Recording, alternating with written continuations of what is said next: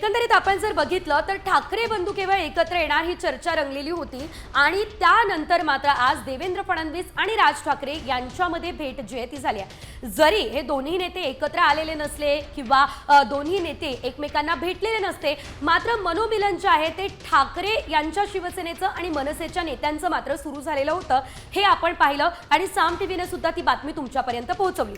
मात्र महत्त्वाचा मुद्दा म्हणजे एकीकडे मुंबईमध्ये ठाकरे बंधू एकत्र येणार ही बॅनरबाजी होत असताना, आदित्य ठाकरे यांच्याकडून सकारात्मक प्रतिसादासंदर्भातल्या प्रतिक्रिया समोर येत असताना आज अचानक नेमकं असं काय घडलं की थेट देवेंद्र फडणवीस यांची एंट्री झाली आणि राज ठाकरे आणि देवेंद्र फडणवीस यांच्यामध्ये तब्बल 1 तास चर्चा झाली। त्यामुळे अनेक प्रश्न जे आहेत ते आता उपस्थित झालेले आहेत।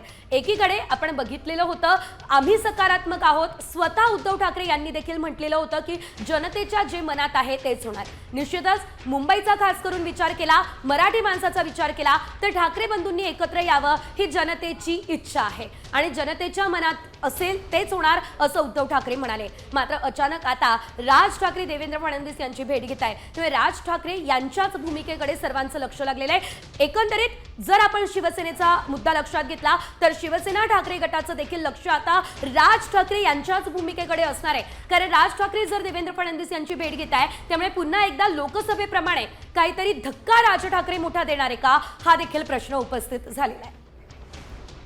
तर एकीकडे दोन्ही ठाकरे बंधूंच्या मनोमिलनाची चर्चा सुरू आहे, दुसरीकडे मुख्यमंत्री आणि राज ठाकरे यांच्यात चर्चा झाल्याची माहिती आहे। दोघांमध्ये तासभर चर्चा झाली आहे। तर ठाकरे सेना महायुतीच्या विरोधात आहे, तर राज ठाकरे यांचे महायुतीच्या नेत्यांसोबत चांगले संबंध आहेत। देवेंद्र फडणवीस आणि एकनाथ शिंदे यांच्याशी त्यांची चांगली मैत्री सुद्धा आहे।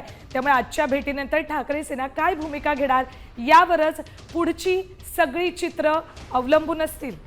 निश्चितच संपूर्ण गणित जे आहे ते राज ठाकरे यांच्याच भूमिकेवर सध्या अवलंबून आहे आणि सर्वात महत्त्वाचा मुद्दा म्हणजे हे जे काही प्रश्न सध्या उपस्थित झालेले आहेत दोन्ही नेत्यांनी काहीच उत्तर या प्रश्नांसंदर्भात दिलेलं नाही आहे। त्यामुळे आता तर्कवितर्क आणखी लढवले जात आहे।